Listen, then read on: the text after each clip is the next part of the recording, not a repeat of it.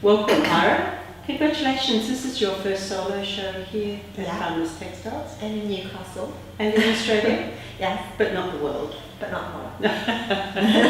No, you've shown in London and other places. Yeah, haven't you? and in Gloucestershire quite heavily, yes. So. I'm so excited to have your work. It's so bold and so expressive. I was wondering if you could talk a bit about this exhibition. Well, this room in particular, this is older work from when I finished university. I was at university in the UK, and these are works based on my journeys to and from the campus, from where I lived and my surroundings in Swansea. So they feature found items from that I picked up along the way, and interesting bits and pieces. They've also got recycled pieces. The way I work, I start with my drawings and my sketchbooks, and often they will progress onto larger pieces. I like to work with sticking things to the wall.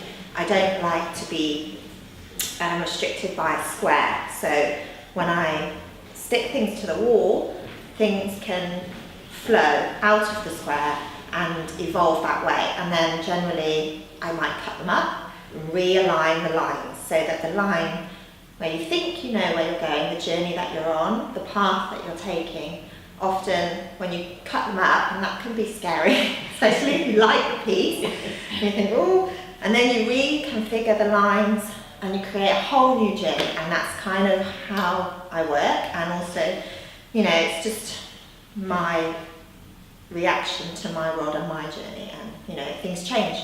Life throws things up and you reconfigure your lines and you keep going, and we're all on a path, we don't know where it's going, and so eventually, as you can see, they are all in the square again, but these pieces have all been removed from the square. They've been stuck to the wall. They go long, they go short, they go all over the place, but eventually I get them back into a square, usually if they're going to be in an exhibition. Otherwise I leave them not in squares and they stay in my sketchbooks, because sometimes I think works don't like to be contained. Yes. That's such a brave thing to do, because you can look at your work and feel very proud that it's working. And that it's done often. And then to cut it up is such a brave thing to do. Sometimes I can't bring myself to cut it up straight away. Often, I'll remove myself from the work, leave it a couple of days, come back to it, and then do it. I'm very into recycling, repurposing, reusing. So that's another reason why I do it, because, is a piece ever really finished? Or can we repurpose it, reuse it, and evolve it to make something new, to make something again? People get very tired of things these days, like, I'm bored of this, I need a new one, or, let's just change what we already have, or, repurpose what we already have and go from there. I think that's a better way to do things than to kind of go, wow, this isn't working for me anymore, I'll get rid of it, start again. Sometimes if something stops working for me, I just cut it up and see where it goes. Your work's very reflective of that. You've got such subtlety within your work, such as behind you. You've got all those beautiful stitches and moving into the fabric, and then you've got such big bold lines. Yes, well, these smaller pieces may have come from other works. They've been cut up, as you can see, and then stitched back on. Again, it's patchwork, it's repair, it's mending. The art of just my stitch is quite what's the word? It's not precise. I darn. I'm not one for. I pretty much ruined my sewing machine from free machining onto paint and all the rest of it. My textiles teachers used to have a fit because I just shove anything into my sewing machine. But I see where it goes, and I champion the accidental as well. So if I think something's going to go a certain way and I get into it and it's not working, it's doing something else, so we just go with it, and sometimes it doesn't work, and other times it does, and that's when we reposition everything and we add more layers and we just keep going. And the bigger marks obviously come after the smaller works are patched on. So, and I just keep building it up. They're so painterly. Yes. So textural. Yeah. So this is new work, isn't it? Yes, this is from this past year, things I've been working on in my new studio in Newcastle. First time in many years I've had a studio. Previously in rentals, you know, we're very precious in a rental, and I work large, I work free and expressive. So, you know, I've been in my element this past year, and my children are starting to be of an age where they, you know, allow me the time out there. It all is working. But again, I'm using starting points that mean something to me and that are part of my everyday. So, you know, not trying to create a grandiose starting point. I look at what's going on, what is just hanging around here, and often it's things my children have made, artworks and sculptures and arrangements in the garden, and they bring me joy every day.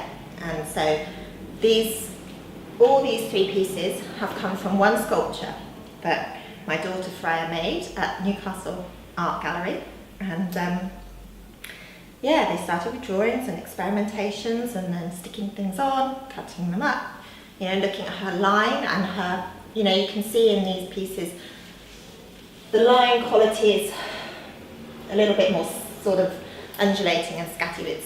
It's trying to recreate Freya's freedom when she's drawing, when she's mark making, in anything, in sand, on paper, in a sculpture. She's, you know, children are so free, and I'm trying to recreate that in these pieces. And also, you know, she likes triangles. There seems to be a lot of triangles going on. She draws triangles and squares, and writing her name, Freya, she's practicing, so you might see the odd F, because F's feature very strongly in her work too. So I'm basically, with these pieces, using my children as inspiration. So you've still got the same plain work that's happening, but the colours are so significantly different. Is that the difference between England and Australia, or Maybe. the phase of your life? Yes, maybe, all those things. I also, I don't like waste. I'm trying very hard to be low waste. Zero waste is not happening yet, but we bought a house, we renovated a house. These are paints that I may have used within the house, or, you know, the garden, the studio, things I had left in my tins that, you know, would otherwise have gone to landfill. And that is, again, that's what I did with my other body of work. It was a lot of the oils and varnishes and things were actually outdoor things that we had left over from doing garden work. So these pieces are these colours, because these are the colours I had, rather than going out and buying new. Also the colours Freya is interested in, you know. I have muted them often, but, you know, she's orange, purple, pink, you know. Not necessarily my colour choices, but yeah. You've made them sing though. Well, they do work nicely together, and you know, this is just where it took me. I have no preconceived notion of the colours I'll be using. It's just how it happens and how it evolves. So you've subdued the dark lines in this one, where they weren't subdued in the others. Yeah, well, that's probably got a lot to do with my age now. I don't know, I was younger with those. I was like, here I am. Notice me. I think maybe now, I don't know, I don't feel the need to be so out there.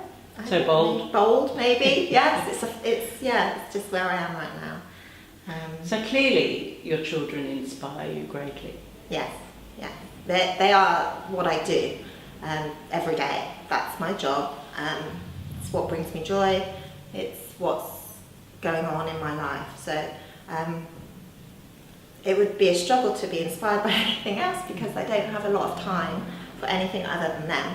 And they are so inspiring, you know. So why does that, you know? That's a great starting point for a body of work. Their colours and their movements, and you know, they make art out of anything. They'll use pebbles from the garden and sticks and arrange them. And I'm trying to get back to that. I don't need a bowl of fruit to start me off.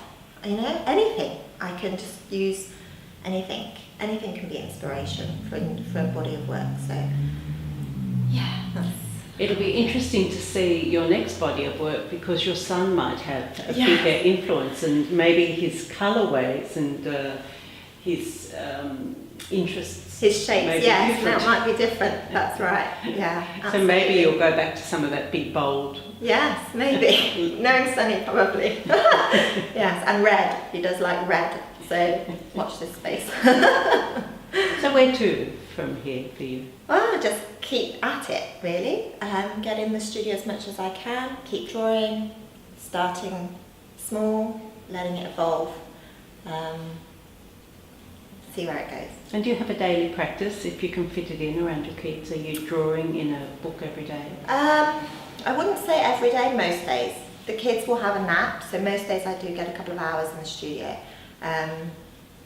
Not as much as when I was a student, and you have all day to just engross yourself.